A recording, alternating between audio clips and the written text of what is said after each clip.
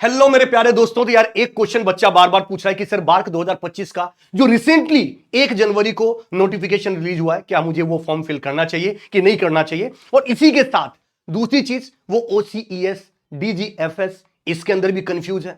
साथ ही कंफ्यूज है कि सर अगर अलग से बार्क का जो पेपर होता है उसका सिलेबस क्या है, उसकी प्रिपरेशन स्ट्रेटेजी क्या है, कैसे प्रिपेयर किया जाए कि मैं अच्छे तरीके से बार्क को क्लियर कर सकूं और मैं इंटरव्यू भी क्रैक कर सकूं और मैं उसमें साइंटिस्ट बन सकूं। तो दोस्तों आज का ये वीडियो आप लोगों के लिए बहुत ही जबरदस्त होने वाला है, क्योंकि बार्क की प्रिपरेशन से रिलेटेड हर एक पॉइंट को इस सेशन के अंदर कवर करने वाला हूं। सबसे पहले चलते हैं, जो नोटिफिकेशन 1 जनवरी 2025 को आया था उसकी डेट क्या क्या है एग्जामिनेशन का और पूरे के पूरे प्रोसेस का, पहले उसको समझते हैं। तो दोस्तों जैसा कि आपको पता है 1 जनवरी 2025 को नोटिफिकेशन, डिटेल्ड नोटिफिकेशन रिलीज हुआ था और जो एप्लीकेशन प्रोसेस है वो 2 जनवरी से ही शुरू हो चुका है और लास्ट डेट है फॉर्म फिल करने का 26 जनवरी 2025, राइट। इसी के साथ दोस्तों करेक्शन, अगर कुछ फॉर्म फिल करने में कुछ गड़बड़ हो जाए तो 7 फरवरी से लेकर 14 फरवरी 2025 तक करेक्शन विंडो ओपन होगा, जिसमें आप अपनी करेक्शन को अपनी फॉर्म में कोई गलती हुई तो उसको करेक्ट कर सकते हो। पर मैं ये गुजारिश करूंगा कि फॉर्म फिल करते टाइम ही बहुत सोच समझ के सारी डिटेल फॉर्म फिल करिएगा ताकि करेक्शन की रिक्वायरमेंट ना पड़े। साथ ही दोस्तों एलोकेशन ऑफ ऑनलाइन वेन्यूज, कहां पर आपका एग्जाम का सेंटर होगा, वो 15 फरवरी से लेकर 22 फरवरी के बीच में आपको कैंडिडेट को बता दिया जाएगा। साथ ही एडमिट कार्ड जो है दोस्तों 25 फरवरी 2025 के बाद कभी भी आ सकता है। ऑनलाइन एग्जामिनेशन 8 और 9 मार्च 2025, जैसा आपको पता है डिफरेंट स्लॉट के अंदर होते हैं, तो 8 और 9 मार्च 2025 के में होगा exam. GATE upload the GATE score 2025 for the candidate who applied on the basis of GATE 2025। आपको पता है कि बार्क का 2 तरीके से रिटर्न प्रोसेस होता है, मतलब प्रोसेस होता है जिसके थ्रू आप सेलेक्ट हो सकते हो। एक अपना खुद का एग्जाम लेती है बार्क, और दूसरा गेट के थ्रू भी आप प्रोसेस के थ्रू भी आप उसको ऑप्ट कर सकते हो। और दोनों भी ऑप्शन होता है, राइट। कि अभी आपको नहीं पता कि बार्क का एग्जाम आपको देना चाहिए कि नहीं देना चाहिए। हो सकता है आपका गेट का एग्जाम ही इतना अच्छा हो जाए उसी से आप शॉर्ट लिस्टेड हो जाओ, तो वहां पर दोनों ऑप्शन भी होते हैं, राइट। आपको टेंशन लेने की जरूरत नहीं। तो गेट का स्कोर कार्ड 17 मार्च से 24 मार्च के बीच में आपको अपलोड करना पड़ेगा और उस समय ऑलरेडी गेट का रिजल्ट आ चुका होता है, स्कोर कार्ड आ चुका होता है। Display the list of the candidate who shortlisted for the interview, right, first week of April में होगा। और availability based on the online application portal, selected interview candidate का जो है वो 17 अप्रैल से 24 अप्रैल के बीच में होगा। और सिलेक्शन फॉर इंटरव्यू जो है वो 19 मई से लेकर 13 जून 2025 तक आपका जो होगा इंटरव्यू होगा, और उसके बाद ऑनवर्ड्स आपके डॉक्यूमेंट वेरिफिकेशन, वो सारी चीजें होती है। इसका मतलब अभी के बच्चों के लिए मैं सजेस्ट करना चाहता हूं कि जो बच्चे सोच रहे हैं कि सर बार का फॉर्म फिल करूं कि नहीं फिल करूं, आपको मैं सजेस्ट करना चाहूंगा कि आपको फॉर्म फिल करना ही चाहिए, क्योंकि इसका सिलेबस ऐसा नहीं कि बहुत अलग सिलेबस है, इसका सिलेबस सेम ही है जो गेट का सिलेबस है। बस एक आध सब्जेक्ट ऊपर नीचे है जो आप बाद में गेट के एग्जाम के बाद भी उस चीज को प्रिपेयर कर सकते हो। क्योंकि आप अगर इधर देखोगे ना, तो देखो एग्जाम जो होगा ना, एग्जाम सेंटर, एग्जाम जो होने वाला है आपको वो है लगभग 8 और 9 मार्च को। 8 और 9 मार्च को एग्जाम होने वाला और गेट फरवरी में हो जाएगा। तो आपके पास 15-20 दिन का टाइम मिलेगा जिसके अंदर आप रिवीजन कर सकते हो। कुछ नया सब्जेक्ट होता है उसको आप प्रिपेयर कर सकते हो। छोटे छोटे हालांकि सब्जेक्ट होते हैं, वो भी मैं इस वीडियो के अंदर ही डिस्कशन करने वाला हूं दोस्तों।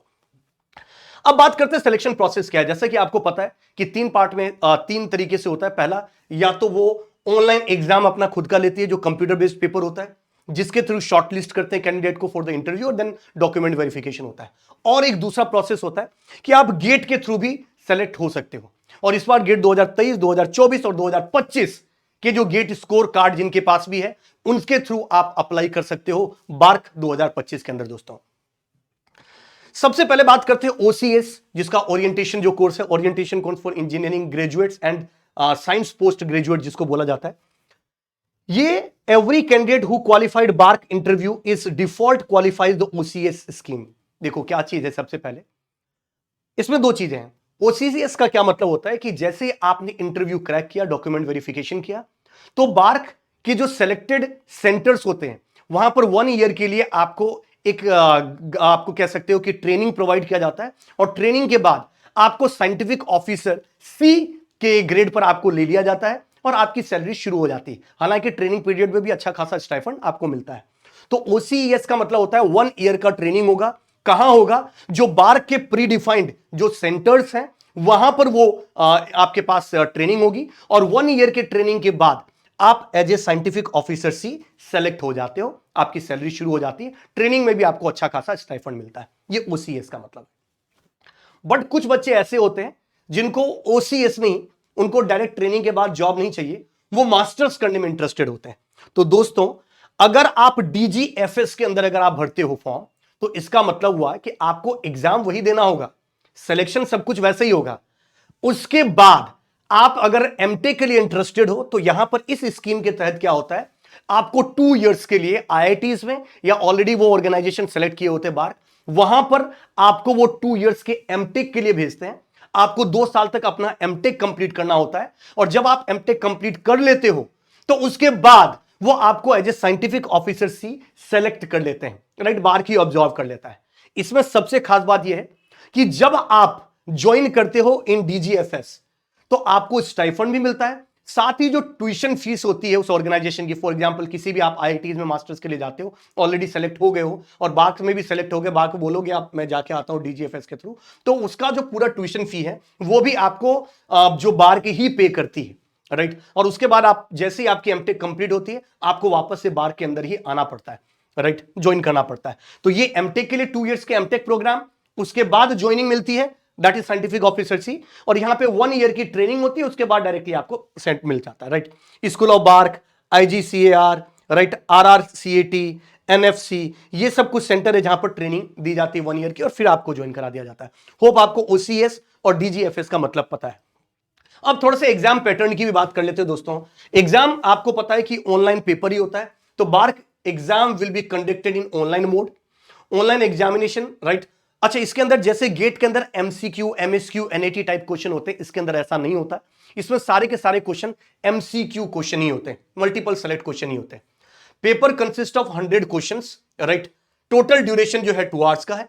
इसका मतलब आपको एक चीज पता चल रहा होगा कि जो एग्जाम का जो लेवल है, क्योंकि गेट में 65 क्वेश्चन 3 घंटे का, यहां 100 क्वेश्चन 2 घंटे, इसका मतलब आपको क्या कह सकते हो कि क्वेश्चन का लेवल गेट के कंपैरिजन में थोड़ा सा डाउन होता है। और एक चीज और बता दूं, बार्क में बहुत सारे ये भी फील किए कि जो बच्चे ऑलरेडी सेलेक्ट किए गए हैं, उनसे जब बात की गई है, तो उन्होंने बताया कि सर बहुत सारे क्वेश्चंस गेट के पीवाईक्यू के भी पूछे जाते हैं बार्क में, तो ये थोड़ा सा आपको एक्स्ट्रा एज देता है जो बच्चे गेट की ऑलरेडी प्रिपेयर कर रहे हैं उनके लिए। टोटल हर एक क्वेश्चन जो करेक्ट आप करते हो उसके लिए 3 मार्क्स मिलेगा। अगर आप इनकरेक्ट अटेम्प्ट करते हो तो 1/3 कट जाएगा, यानी 1 नंबर कट जाएगा। 1/3 मतलब 1/3% की बात कर रहे हो, यानी 1 नंबर कट जाएगा। और अगर आप क्वेश्चन अटेम्प्ट नहीं करते हो तो 0 मार्क्स मिलेगा, कोई नेगेटिव मार्किंग नहीं होगी। एक और चीज, फिजिकल कैलकुलेटर अलाउड नहीं है वहां पर, जैसे गेट एग्जाम में होता है वैसे ही वर्चुअल कैलकुलेटर उसके अंदर बार के अंदर अलाउ होता है। तो ये बार का एग्जाम पैटर्न 100 क्वेश्चंस, मतलब 100 क्वेश्चंस आएंगे, 2 घंटे का टाइम होगा, वर्चुअल कैलकुलेटर अलाउ होगा। हर एक सही क्वेश्चन पे 3 नंबर मिलेंगे, गलत क्वेश्चन करने पर 1 नंबर कट जाएगा। पेपर का लेवल गेट के कंपैरिजन थोड़ा सा इजी होता है, ऑब्जेक्टिव टाइप की क्वेश्चन होते हैं, मतलब 4 में से कोई एक ही आंसर सही होगा, सिर्फ सही आंसर को आपको सेलेक्ट करना होता है। एज लिमिट क्या है दोस्तों, तो जनरल कैटेगरी के लिए 26 ईयर, ओबीसी के लिए 29 ईयर, एससी एसटी के लिए 31 ईयर, बाकी के जितने भी और कैटेगरीज होती है, एक और कैटेगरी मतलब जैसे जो पीडब्ल्यूडी के अंदर आते हैं वो सारी चीजें, उनके लिए 31 ईयर है दोस्तों। सिलेबस अगर मैं सीएससी की बात करूं तो देखो डिजिटल लॉजिक के क्वेश्चन देखने को मिलता है, C programming, data structure, algorithm, DBMS, computer organization and architecture, operating system. अब देखो सॉफ्टवेयर इंजीनियरिंग को हटा दिया जाए तो computer network, theory of competition, compiler design, engineering mathematics, पूरा का पूरा सिलेबस वही है जो गेट का सिलेबस है। इसका मतलब नहीं कि इसकी प्रिपरेशन करने के लिए आपको अलग से मेहनत करने की जरूरत है। अगर आप गेट लेवल पे प्रिपेयर कर रहे हो तो वही चीजें आपको प्रिपेयर करना होगा, बट सॉफ्टवेयर इंजीनियरिंग छोटा सा पार्ट है, उसको अलग से करना होगा। कुछ कुछ जगह कुछ बच्चे, क्योंकि इसका ऑफिशियल सिलेबस अभी तक आउट नहीं हुआ है, बार कभी ऑफिशियल सिलेबस रिलीज नहीं करता, राइट। बट जो बच्चे पेपर दे के आए उनसे जब डिस्कशन किया गया तो उन्होंने बोला कि सर सॉफ्टवेयर इंजीनियरिंग के भी कुछ क्वेश्चन देखने को मिले हैं। कुछ बच्चों ने बताया कि सर HTML, राइट, इनके भी क्वेश्चन देखने को, मतलब वेब टेक्नोलॉजी के भी क्वेश्चन देखने को मिले। कुछ बच्चों ने बताया उप्स से रिलेटेड यानी C++ के भी कुछ क्वेश्चन देखने को मिले। तो मैं आप लोगों से बस ये सजेस्ट करूंगा, आप लोगों को उप्स की भी प्रिपरेशन कर लेनी है, वेब टेक्नोलॉजी भी करिएगा और सॉफ्टवेयर इंजीनियरिंग भी करिएगा। पर ये अभी मत करिए, अभी आपको पूरा गेट के सिलेबस पर ही भावुक होना है, उसके बाद आपको इस चीज की प्रिपरेशन करनी है जब गेट का पेपर हो जाता है तब। इसके बाद अगर मैं दोस्तों बात करता हूं, ये तो मैंने सीएस के सिलेबस की बात करी, अगर यही चीज कोई इलेक्ट्रॉनिक्स का बच्चा देख रहा है तो analog electronics, digital electronics, microprocessor, ध्यान रखिएगा गेट में माइक्रो प्रोसेसर नहीं है पर इसमें माइक्रो प्रोसेसर भी आता है, आपको ये पढ़ना पड़ेगा। गेट के बाद कर सकते हो, 15-16 घंटे का ही टॉपिक है, आराम से आप कर सकते हो। EDC electronic device and circuit, network theory, computer engineering. Computer engineering generally ESC वाले नहीं पढ़ते हैं पर इसमें कुछ क्वेश्चन देखने को मिलता है। मेजरमेंट एंड इंस्ट्रूमेंटेशन गेट में नहीं है पर मेजरमेंट इंस्ट्रूमेंटेशन क्वेश्चन बार्क में ईसी के अंदर देखने को मिलेगा। Control system, signal system, communication, electromagnetic field theory, engineering mathematics, almost सारे सिलेबस सेम ही है। बस आपको यहां पर अगर मैं बात करूं तो मेजरमेंट एक एक्स्ट्रा पढ़ने की जरूरत है, कंप्यूटर इंजीनियरिंग एक्स्ट्रा पढ़ने की जरूरत है। अगर जो इलेक्ट्रिकल के बच्चे इसको देख रहे हैं उनको मैं बता दूं, आपके सिलेबस में analog electronics, digital electronics, microprocessor, network theory, measurement, machine, power system, power electronics, measurement questions होते हैं, EMFT question, engineering mathematics, signal control, ये क्वेश्चंस आपके सिलेबस के अंदर होते हैं दोस्तों। ऑलमोस्ट सिलेबस सेम है, बस ईडीसी के क्वेश्चन नहीं देखने को मिलेगा पर इसके बदले, और कम्युनिकेशन के क्वेश्चन नहीं देखने को मिलेगा, इसके बदले machine, power system, power electronics और मेजरमेंट ऐड हो जाता है आपने। अब बात करते हैं, राइट, ओके, ये तो मैंने आपको सिलेबस की बात करी दोस्तों। मैं नॉर्मली अगर और एक छोटी सी चीज डिस्कशन करूं कि किस तरीके से आप इसको और अच्छे तरीके से प्रिपेयर कर सकते हो, तो उसके लिए एक लाइन में सजेस्ट करूंगा कि जो बच्चा गेट 2025 का फॉर्म फिल करने वाला है उसको बार्क का फॉर्म फिल करना ही चाहिए। फॉर्म फिल करते टाइम दो चीजें पूछी जाएगी कि क्या आप गेट के थ्रू सेलेक्ट होना चाहते हैं या आप रिटर्न पेपर देना चाहते हैं। एक ऑप्शन दिखेगा बोथ, आप बोथ पे टिक कर दीजिएगा ताकि दोनों के थ्रू, आपका गेट अच्छा हो तो गेट के थ्रू सेलेक्ट हो जाए, रिटर्न अच्छा हो, अगर गेट अच्छा ना हुआ तो रिटर्न देना पड़े, वो भी आपके पास ऑप्शन मिलेगा। फॉर्म फिल जरूर करिएगा क्योंकि सिलेक्शन तभी होगा जब फॉर्म फिल करोगे, राइट। और मैं एक चीज और बता देता हूं, कौन सेलेक्ट होने वाला है वो अभी किसी को पता नहीं होता है। बस सबसे मोस्ट इंपॉर्टेंट चीज है, कुछ लोग कॉन्फिडेंस होते हैं कि मैं फॉर्म फिल करूंगा, मैं सेलेक्ट हो जाऊंगा, कुछ लोग नहीं होते। एक और खास बात इसके अंदर जो सबसे इंपॉर्टेंट है कि अगर आपका रिटर्न या फिर गेट स्कोर के थ्रू अगर आप इंटरव्यू के लिए सेलेक्ट हो जाते हो तो आपको फिर टेंशन लेने की जरूरत नहीं। इंटरव्यू हालांकि अच्छा खासा होता है, वहां पर आपके डोमेन के 4-5 सब्जेक्ट, मिनिमम 5 सब्जेक्ट होता है, 5 सब्जेक्ट आपसे फिल करवाया जाएगा। मुंबई में इंटरव्यू होगा, 5 सब्जेक्ट आपसे फिल करवाया जाएगा, उस 5 सब्जेक्ट पर बेस्ड आपसे क्वेश्चन पूछे जाएंगे और किस तरीके के क्वेश्चंस पूछे जाते हैं, कैसे हो जाते हैं, ये भी हम आप लोगों को गाइड करेंगे। पर उससे पहले जरूरी है कि रिटन एग्जाम के लिए तैयारी करना, और उससे भी ज्यादा जरूरी है अभी जो गेट के लिए प्रिपेयर कर रहे हैं उनको गेट के लिए स्टे रहना, क्योंकि सिलेबस मैंने डिस्कशन कर दिया वही सिलेबस है जो एग्जैक्टली गेट का सिलेबस है दोस्तों। तो मिलते हैं नेक्स्ट वीडियोस के अंदर जहां पर मैं आप लोगों को किसी और एग्जाम से रिलेटेड कंप्लीट इंफॉर्मेशन दूंगा। आप लोगों की अगर बार्क से रिलेटेड और कोई इंफॉर्मेशन चाहिए होगा इस वीडियो के कमेंट में जरूर लिखेगा, मैं खुद उसका रिस्पॉन्स करूंगा। Till that, thank you very much, all the very best, जय हिंद दोस्तों।